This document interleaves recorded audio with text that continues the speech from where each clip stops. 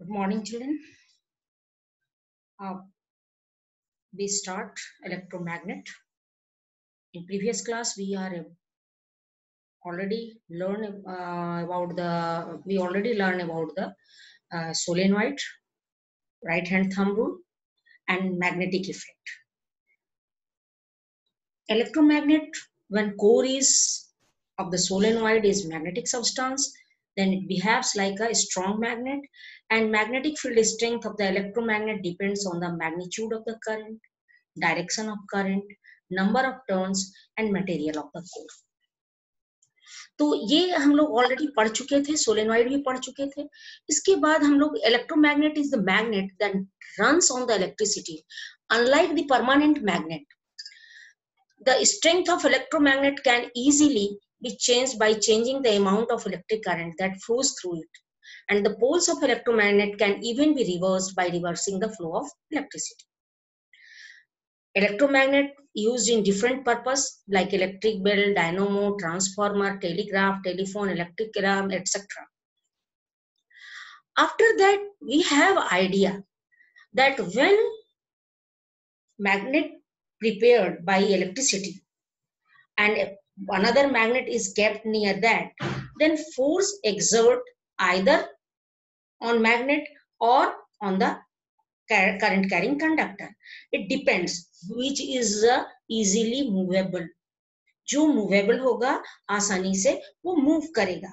तो उन लोगों ने ऐसे भी तुम लोग जान रहे हो क्यों मैग्नेटिक नीडल डिफ्लेक्ट किया था ऑरेस्टेड एक्सपेरिमेंट में, कि करंट पास किया, मैग्नेटिक फील्ड हुआ और मैग्नेटिक नीडल मूव किया, यानी दो मैग्नेटिक फील्ड आया तो इधर वहां पे फोर्स ऑफ रिपल्शन लगेगा या फोर्स ऑफ. तो जब आपका इलेक्ट्रिक करंट पास करेगा और वहां पे मैग्नेट होगा तो इलेक्ट्रिक करंट के कारण जो मैग्नेटिक फील्ड होगा और जो मैग्नेटिक फील्ड ओरिजिनल जो मैग्नेटिक फील्ड है उसके ये दोनों मैग्नेटिक फील्ड में आइदर रिपल्सिव फोर्स होगा और अट्रैक्टिव फोर्स होगा, और इन दोनों फोर्स के कारण एक फोर्स एक्सर्ट होगा.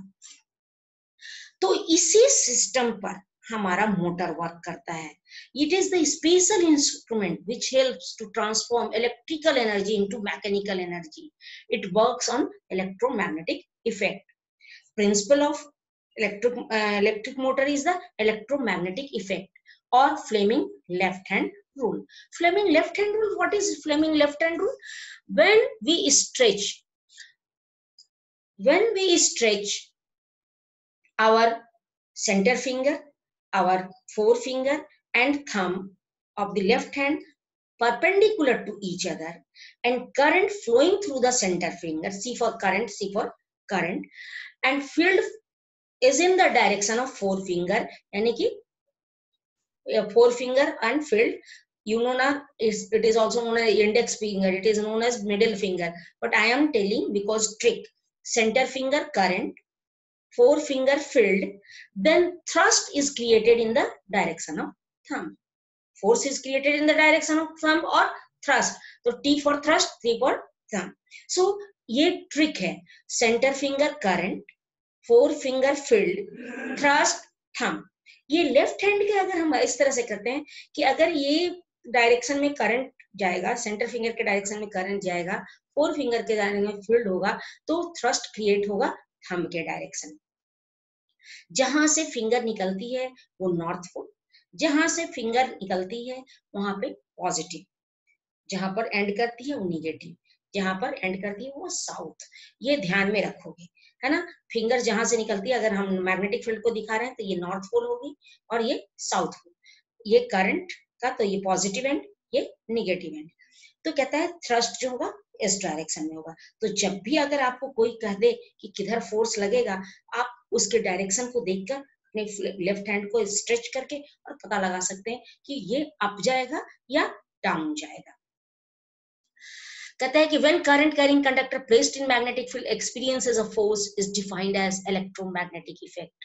तो तुम लोग को बता चुके हैं जहां पर दो मैग्नेटिक फील्ड हो जाता है और मैग्नेटिक फील्ड एक दूसरे को रिपेल करेगा या अट्रैक्ट करेगा और उसी कारण एक फोर्स ऑब्जेक्ट पे महसूस होता है. इसके बाद आपको ये एग्जांपल दिखा रही हूं मैं कि देखिए ये नॉर्थ पोल है, ये साउथ पोल है और ये आपका आप ये जो दिखा रहे हैं ये करंट कैरिंग कंडक्टर है। तो करंट कैरिंग कंडक्टर का आपको करंट इधर से आ रहा है, यानी कि आपका करंट इंटर कर रहा है यहाँ पे से, यानी कि यहाँ पे क्या हो गया, पॉजिटिव हो गया और ये निगेटिव हो गया। फील्ड का डायरेक्शन ये होगा, डायरेक्शन ऑफ करंट ये हो गया, तो आपको फोर्स जो होगा वो क्या होगा, अपवर्ड डायरेक्शन में होगा। तो ये जो है ये आपका फ्लेमिंग लेफ्ट हैंड रूल, इससे आपको एकदम क्लियर पता चलेगा कि किस तरह से आपका वर्क करता है। यहाँ पे देखो ये हम लोग का मोटर का पार्ट है। मोटर में ये कम्यूटेटर होता है, इसको हाफ रिंग कम्यूटेटर कहते हैं, ये स्प्लिट रिंग कम्यूटेटर कहते हैं। और ये आपका नॉर्थ पोल और साउथ पोल मैग्नेट है। ये आर्मेचर है जिसमें कि आपका कॉइल रैप किया हुआ है और इसे करंट जा रहा है। ये कार्बन ब्रश से टच करता है और कार्बन ब्रश जो है जो अटैच है वो सप्लाई इलेक्ट्रिक करंट का सप्लाई जहां से होता है वहां से वो है। तो इस तरह से, और ये व्हील एंड एक्सेल अरेंजमेंट से मूव करने के लिए फ्री है। कौन, ये आर्मेचर, ये व्हील एंड एक्सेल से। तो क्या होता है कि जैसे ही ये आपको करंट जाता है, जैसे ही स्विच ऑन होता है, ड्यू टू फ्लेमिंग, देख रहे हो ये फ्लेमिंग लेफ्ट हैंड रूल, ये आपका क्या है कि करंट का डायरेक्शन आपको सेंटर फिंगर है, करंट का डायरेक्शन, तो करंट आ रहा है और मैग्नेटिक फील्ड नॉर्थ और साउथ है, तो ये छोर जो है ऊपर की ओर जाएगा और ये इधर वाला नीचे की ओर जाएगा। जैसे ये नीचे की ओर जाएगा, ऊपर क्या आएगा, ब्रश यहाँ पे आएगा, जैसे ये हाफ रोटेशन होगा, पूरा पूरा नहीं 90 डिग्री पे आएगा, तो यहाँ से कनेक्शन टूट जाएगा।